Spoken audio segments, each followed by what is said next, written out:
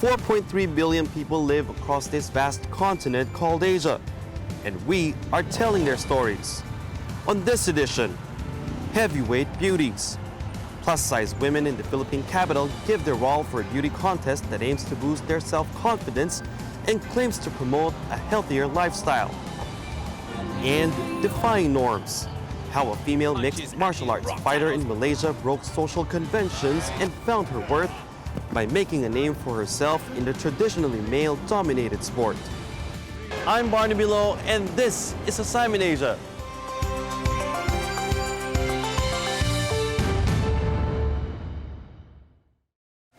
Obese people from different parts of the world often live with low self-esteem. That's aside from having health problems. But here in Manila, a beauty pageant has given plus-size women a venue to embrace and celebrate their weight. I followed some contestants to see how they prepared for the competition and whether it has helped them lead healthier lives in a country with one of the highest obesity rates in Asia. Nanood po kasi ako before ng pageant sa school. Then parang nagde-daydream ako na, kailan kaya ako makaka-sadya sa entablado?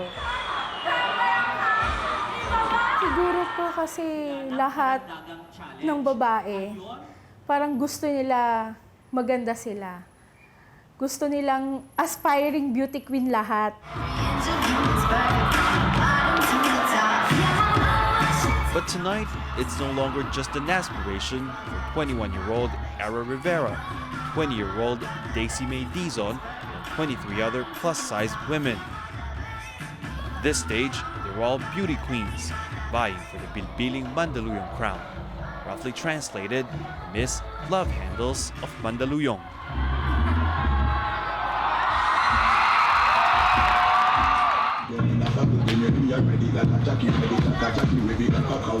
Ara has always loved the limelight. In fact, she's been dancing for as long as she can remember. On family gatherings, in school, in local competitions. Dancing, she believes, had kept her fit until high school. That's when her struggle with weight gain started. Nag-start lang po akong tumaba nung, I think, after second year high school. Nag-stop na po ako na workout. Tsaka start na stress kasi yung mga projects and ganun. Na kulang sa tulog, puyat, ganun po. Ara says it wasn't easy at first, especially since no one in her family had weight issues. Nung hindi ko siya napapansin. Hanggang naano po ako na, nahirapan na akong huminga, napapagod na po ako agad. Tapos yung mga damit ko po dati talaga na favorite ko, hindi ko na masuot. Okay, so nung napansin mo na, ano yung naramdaman mo? Ano yung naisip mo? Parang, paano yun? Ba't parang umabot sa point na napabayaan ko yung sarili ko. Pero, tuloy pa rin po sa activities ko. Hindi naman po na-stop. Lalo po akong nagsipag mag-activity. So, hindi nawala yung confidence mo? Medyo po. Okay. Kasi nakakarinig na po ako ng mga negative comments. Na ang taba, ganyan. Instead of wallowing in misery, though, Ara returned to her first love, dancing, hoping she'd shed a few pounds. When that didn't work, she decided to embrace her size. She appeared on national television as one of the contestants of a pageant for plus-size women. She didn't make it to the final round, but that didn't stop her from competing in another one. Bilbiling Mandaluyong, organized by the First Lady of the Manila suburb. We noticed that a lot of our women are getting fatter. So I decided to make this pageant for them to be aware na not to make fat, or sometimes when they're fat kasi they feel parang insecure or nalileft behind sila. So we made this parang bilbilin, sabi ko. We have this bini-bining Mandaluyong. So we put a bilbilin because of the fatty belly. That's why bilbilin. It wasn't televised, but it had all the glitz and glamour of a pageant. Competition was serious. Ang naano ko po na mahirap is yung pressure tsaka yung expectation po ng tao sa'yo. Yun po yung pinaka... Tsaka syempre po, makisama sa ibang kandidata. Kasi po, hindi rin maiwasan na iba. Kung para sa'yo, friendly competition lang, yung iba is competition talaga. The girls showcased their talents and strutted on stage, confidently flaunting their bodies as the crowd cheered them on. But behind these smiles was plenty of hard work. In fact, the girls dedicated a month of their lives to the pageant, rehearsing. Kahit pagod ka na, i-smile ka pa rin kasi kailangan mong umi-smile na kahit ayaw mo na magsuot ng high heels shoes, kailangan mo pa rin suotin. Pero worth it naman lahat yun kasi yung experience mo. Like Ara, joining the pageant for the first time was a dream come true for Daisy May. And this, her second try, had been just as positive. Kumbaga kahit maliit ka, gusto mo maging beauty queen, sige, sali ka. Kami, gusto rin namin mag-model-model, kaming matataba. Kaya nagkaroon din ng siguro ng bilbilin kasi kahit mataba kami, maganda kami. No doubt the pageant has boosted Ara and Daisy May's self-worth and may have even changed the way some treat fat people.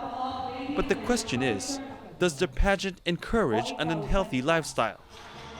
Organizers insist it doesn't.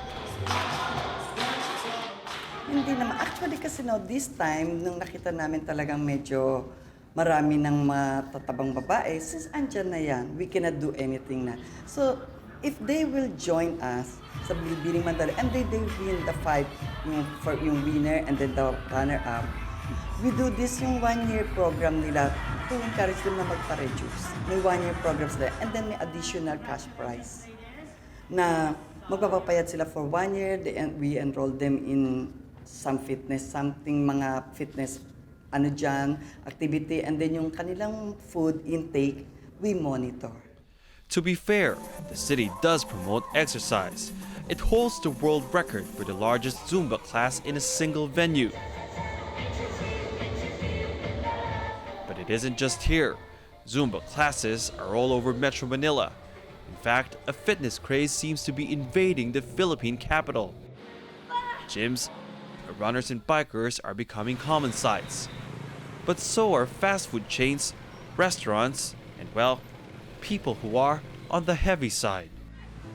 Well, you'd be surprised, but the Philippines, along with India, actually has one of the highest obesity rates in Asia. According to a recent government survey, 3 out of 10 Filipino adults are either overweight or obese. And these, the rice, the fried chicken, the soda, the ice cream, these are just some of the reasons for the rising epidemic. Obesity is a worldwide epidemic, and yet it is one of the most neglected public health problems. According to the World Health Organization, as of 2014, around 1.9 billion adults were overweight. And of this number, more than a third are considered obese. And if you think it's a first world problem, you're wrong. The reason for the increase is because of what we call westernization of our culture. When you go out of the streets, you see a lot of fast food being sold, right? And these fast foods are laden with saturated fats. They're high energy dense foods. They're very easy to acquire. They're easy to eat. They're palatable. So tendency is to eat more. And if you eat more and then don't exercise, then the tendency is to gain so much weight. And despite the ever-increasing pressure for women to have that bikini body, more women than men are overweight and obese. We tend to deposit more fats in areas where they're not supposed to be. And also, females tend to not exercise more. And they tend to increase weight faster than males do. Anything particular about Filipino women? Filipino women tend to think, especially the poor Filipino women would want to be more, to increase of weight so that they will be, less thought of as being poor. Ara does try to stay fit by dancing, biking, and running. But she also admits to not being able to control her eating and sleeping habits. I hope you don't mind me asking sa yung damo exercise Sa tingin mo bakit hindi nababawasan yung timbang mo? Sa ano po siguro, sa lifestyle. Kasi po, laging puyat. Then, ang time ng kain is wala na sa oras. So, yung metabolism bumabagal. Okay, pero hindi ka naman ganun kalakas kumain. Relax. Malakas din kumain. Opo. Okay. Kaya hindi na mabawas. So while organizers claim Bilbiling Mandaluyong promotes healthy living, for contestants like Ara and Daisy May, the biggest reward has been social acceptance. Ang ano ko po kasi na hindi lang pala payat ang pwedeng mag-stand out, pwede rin kami. At salamat din kasi for this time nakita na rin kami. Na ano na rin kami na pwede naman pala. So yun, parang kabilang na kami na uy, pwede rin naman pala kami makilala eh. Hindi masama maging mataba. Kailangan maging confident ka lang at kailangan tanggapin mo muna yung sarili mo bago ka tanggapin ng ibang tao. Ara and Daisy May not have brought the crown home, but they say memories of that night, the stage, the cheers, the encouragement, are enough to make them feel like winners.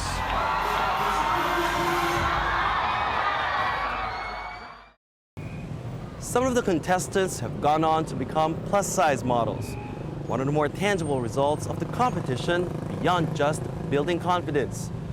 But how much it's done to promote a healthy lifestyle is unclear.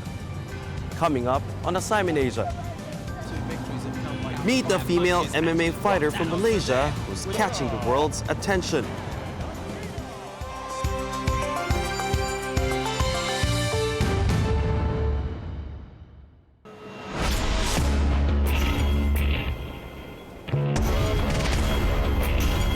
Meet China's decision makers and thought leaders. See them in action, hear their views, debate their policies. Meet China's leaders with me. I'm Robert Lawrence Kuhn. From emerging powers to expanding partnerships, from fighting poverty to combating climate change, booming economies, war-ravaged nations, and everything in between. We capture the changes affecting the most dynamic and diverse continent on the planet, taking you beyond the headlines to the people and their stories. Asia Today, delivering Asia to the world.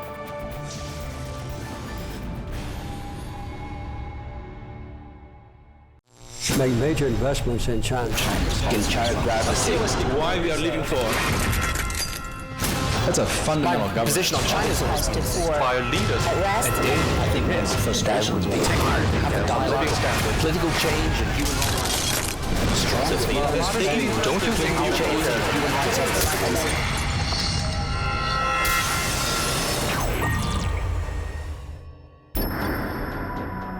Dialogue. Ideas matter.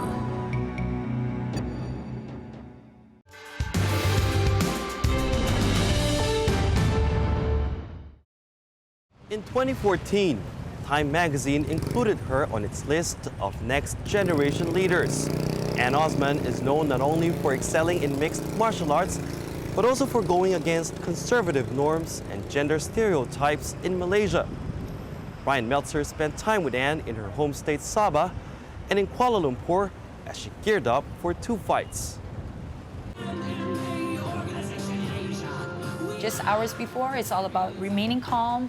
It's all about, just briefly going through all through the game plan and just, calming my nerves and just staying calm, just telling myself, I'm going in there and winning it.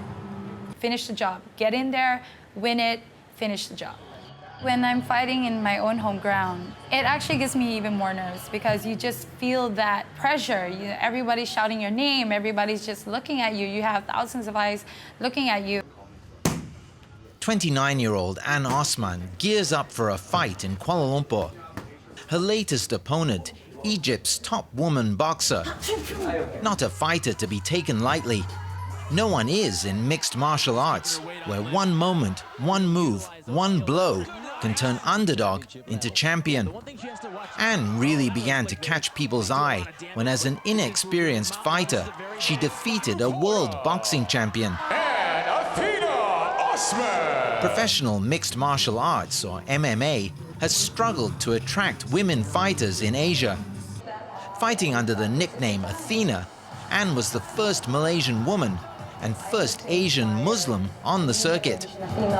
She has injected a dose of glamour into MMA, becoming a poster girl for the sport, gracing magazine covers and featuring in advertising campaigns. Come train with us here in Sabah, Malaysia. Her outward appearance masks a steely determination and formidable self-belief that has made her one to watch in MMA. Weeks before, I've already visualized, how does a mat feel? How does it feel walking out? How does it feel seeing her in the cage? How does it feel, you know, looking at her right eye to eye? What a roar from this crowd as Ann Osman was introduced to them. On this night, in front of a packed house and international TV audience, Ann trades blows with her opponent before succeeding in getting her down on the mat. Down for the takedown. And with barely 2.5 minutes gone, she forces a submission. It's her third straight victory. I think that's what kind of got me hooked in, you know, all these fighting. It's not just adrenaline rush. Of course, it's also, you know, that feeling of getting your hand raised and, you know, being announced as the winner. It's the best feeling ever. It's just like you just conquered the world. Intentionally or not, Ann is defying conventions in a country where the Muslim population has become increasingly conservative. Where once the headscarf was rare, it's now the norm. A medal-winning Muslim gymnast recently came under fire from conservatives here for competing in a leotard. And while the media have been quick to spotlight Ann's achievements, that spotlight has also brought out the critics. All because of the name that I'm a female, I'm a Muslim, and I'm in a male-dominated sport. Some people say that, oh, she's just parading herself in front of men, she's fighting in front of men. I don't want to being brought down by all this negativity, you know, because these negative peoples are just probably a minor group. You have more people who support you, and for me, as long as I have my teammates, my family, my sponsors, all, you know, rallying behind me, that's all that matters. The fact that Ann lives on Malaysian Borneo may buffer her from some of the worst criticism from conservatives. Oh my God, so heavy! Ann's home state of Sabah isn't just separated from the rest of Malaysia by the South China Sea, it's also distinctly different culturally, and many would say in its outlook from the peninsula. Aside from Malays, Chinese and Indians, there are also large Filipino and Indonesian migrant communities here, as well as numerous indigenous groups. We tend to look past the race issues or anything because we have so much mixed marriages. Even for myself, my dad's Javanese, my mom is Dusun Sabahan, and my mom's side of the family is actually very strong Catholic people. Wait, ready? Ann believes she's inherited vital characteristics from her mum's side. Our ancestors are believed to be headhunters or warriors. They are people who defend their village from, you know, being attacked. And in some ways, I believe that I inherit their warrior spirit, and which actually, you know, gave me the courage, gave me the heart when I'm fighting, every time when I fight, and, you know, it just gives me that high spirit to actually finish the fight and get that win. It was Ann's mum who first unwittingly pointed her in her current direction by encouraging her to learn self-defense. Her family couldn't have imagined how seriously or how far she'd take it. When she called me the first time to let me know that she was going to sign up for professional MMA, I said, well, go for it, but you need to break the news to the parents about it. And she was quite concerned and worried about that. One of the concerns was probably our dad, because he was quite conservative. And having her as a female fighter, that was kind of like a big worry for her. Turns out our mom was a lot more concerned than our dad. I was very worried about, you know, when I came to know about this MMA and what is it all about. But I told her, whatever you do your best. But at the same time, she must take care of herself, especially, you know, as women, the face. Ann's mum still can't stand to watch her fight live, even on TV. All I can do is pray that she'll be safe.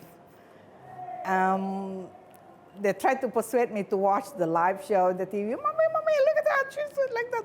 I said, no, you tell me after she's done. And I keep on telling her, that will be your last fight, no more. But then the next fight come, well, I cannot say you don't do that with the fight anymore, but then I'll say I'll just pray for you as a mother. That's all we can do. Unusually, Ann Osman came into MMA with zero martial arts or combat sport training. Back like 4 years ago, so she came up to me and then she just wanted to hire me as a personal trainer, and she just want to get in shape, you know, stay, like want to do like some fitness, and then from there I introduced her some like basic like boxing, Muay Thai, just for like fitness, you know, and then yeah, I found that she got talent, and then right away, do you want to fight? Like she answered like yes, like wow, you know. My experience as a coach, I see people in training, they're very good, you know, they have talent, and you know, but once you ask them like, do you want to fight? Like they're scared, you know. Not Ann, who from the start was clearly out of the ordinary. It's fighting, it's combat. You're gonna get hurt, you know. You're gonna get your face bruises, scar, bleeding, and she's smart. Not many women like her will take this sport, you know. Not even like just for training or fitness. That's why I see that, you know, not just to get that talent, the physical talent, but the mentality. With all the magazine covers and newspaper articles and other media coverage, Ann Osman has undoubtedly helped boost the popularity of mixed martial arts fighting in Malaysia, Asia, and beyond. But on top of that, she's also inspired many women to take up new challenges, like learning martial arts. Even if few of them have been willing to follow her into the cage. In Philippines, in Cambodia, in Singapore, whenever we travel for a fight or media tour, you know, and then I see a girls like come to her and just cry like, thanks Ann, and then you motivate me, and then like you changed my life, you know. We found a girl like she was abused by the boyfriend, and then how she started to train, pick up MMA, and then build up her confidence, and then she feels stronger, she feels confident, and then yeah, stuff like that, you know, very, very positive. You know, those are among the things that I can do personally, is to share my experience and to share with them how do I deal with these negative comments, and what positive values can I take that help me to move forward. And that's what I am hoping to share with them. Not only to just sit there and be a role model, but actually talk to them and kind of like share my experience with them. As her next fight approaches, Ann's preparations ramp up in intensity. The new fitness business she has started has to take a back seat. She survives on a meager diet of a few hundred calories to try to shed kilos and ensure she makes her weight class, all while training twice a day. They call this mode fight camp. Right, guys, right. You're talking about weeks and weeks of, you know, intense training, intense, strict diet and everything. There are days that I feel like giving up. There are days that I feel like I don't want to go to the gym, but just being able to conquer that and say, no, I'm going to do this. I know I'm sore, I know I'm tired, but I'm still going to go to the gym, and I'm still going to train, I'm still going to prepare my fight, and I am going to win that fight. So every day is a small win for me, which leads up to the fight day. And that's when I actually learn more about myself as opposed to during the fight day itself. Are you ready? Everything builds toward the next fight night. Ann's dangerous Russian opponent is a 5 times world wushu champion. Who's a world. Ann starts off strongly, taking her opponent down and taking the initiative, all according to plan. But her opponent gets back to her feet, and when Ann hesitates for a moment, the Russian catches her with a punch to the temple, sending Ann to the mat and ending her run of victories. Was a huge swinging left hook. Yeah, I had the best feeling ever. I had the best camp so far, and just going that fight, I was really confident, expecting nothing less but to win, and just to be, knocked out like that. It's heartbreaking. It is. A few hours later, having shaken off the cobwebs and dried the sweat and the tears, Ann could look back on her defeat. I take it as a lesson. Mistakes are meant to be learned, and setbacks are meant to propel me forward. She's still developing, and she's still building, develop her skill, but I believe because she got that core strength, which is attitude. She always pushing forward, never give up. That's the most important thing to be a fighter. This element gonna take her to be a champion. This marks the beginning of a new Athena. I'm just looking forward to see how hard I'm gonna work after this, and how much more I'm gonna improve after this, and that's just something I myself am looking forward to. And something her fans in Malaysia and across the world will look forward to as well. For Assignment Asia, I'm Rian Maelzer in Kuala Lumpur.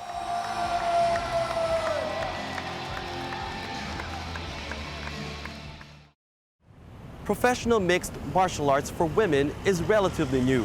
Some say it has yet to be taken seriously by most MMA fans. And so for warriors like Ann Osman, fighting is more than just about beating their opponents inside the ring. It's about raising the profile of female fighters on the world stage. You can learn more about this and all the stories of today's program on our website, www.assignment-asia.com. Share your thoughts and contribute story ideas for future shows by contacting us on social media. That's all the time we have for this week. I'm Barnaby Lo. Thanks for watching, and join us again on Assignment Asia.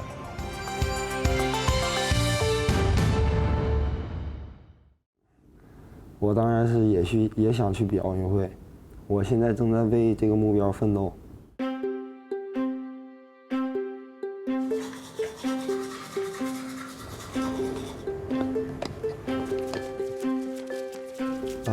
我来自黑龙江省鸡西，我的名字叫做郭纯。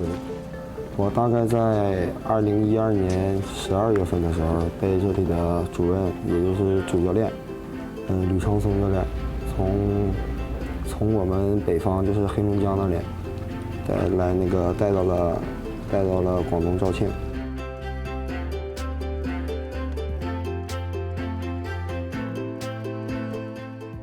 肯定刚来的时候肯定会想家，因为毕竟离得特别远，从最北边来到了最南边。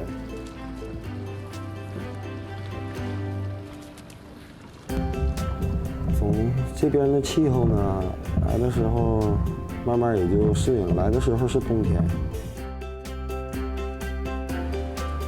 那时候我就特别不想练，但是练了一阵儿，我就发现，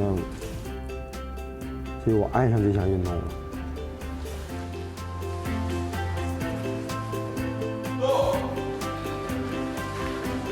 我看比赛的时候也是属于非常就是热血，就是澎湃。如果我当时就在想，如果在场上的是我的话，我会拼尽全力，我会把我所有力气用光，我也不能就是输，怎么说，也不能输。就是我就看他们为国争光，我也特别想去像他们一样为国争光。